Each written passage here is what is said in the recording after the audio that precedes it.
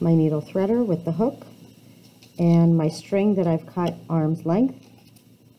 Put the hook through the eye of the needle first, like that. Then hook your string into the hook, just like that. Now, carefully pull that hook back through the eye of the needle, pulling the thread through the eye, and hold that thread so you can get rid of the threader. So now I have my string through the needle. I don't want to tie these two ends together because that will make my thread too thick. But I do want a knot here on the end. So at the end, I'm going to wrap the thread around my finger, making a loop like that. Tuck this string under and through that hole to create a knot like this. Practice doing that. Now I'm ready to sew. The next step is to take your embroidery ring and move this up a little bit. If you have the tag, cut the tag off. And loosen this screw so you can take these apart, leaving the ring that does not have the metal piece on the table.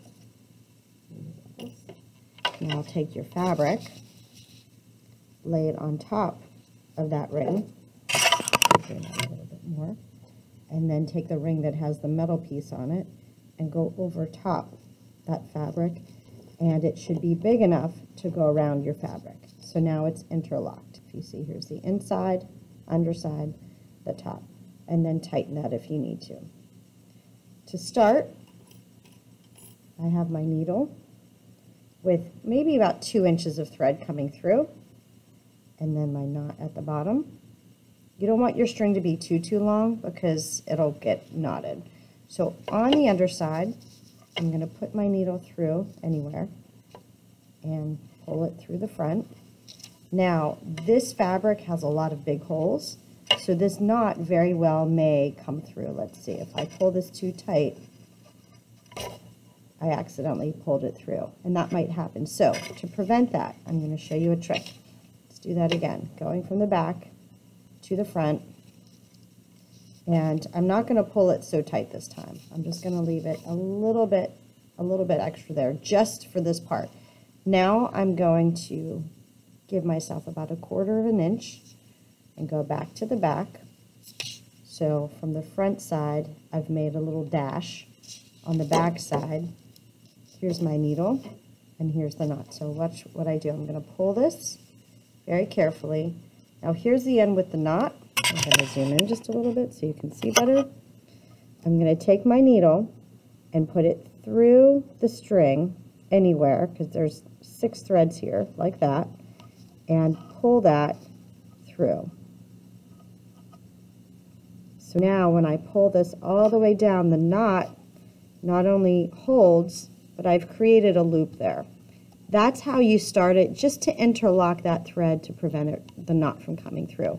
So now let me go back to the other front. I'm going to come back through. Oh, now what I want to do is sew up a line. So I'm going to go here and come back up and zoom in. So if it's easier for you to draw a line, I'm going to take a pencil and I'm going to draw a straight line, or as straight as I can, so you can see. And I'm just going to go over, under, giving myself about 1/4 inch space between. And the rest you're just going to follow the other video, but I'm going to show you how to finish this off.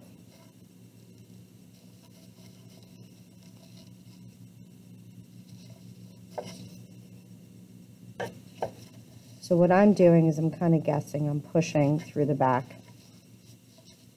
and my line is not very straight, but I'm creating a dashed line, which is also called a running stitch, and you can see on the back side it looks like a running stitch as well. Okay, so let's pretend I made it all the way to the top.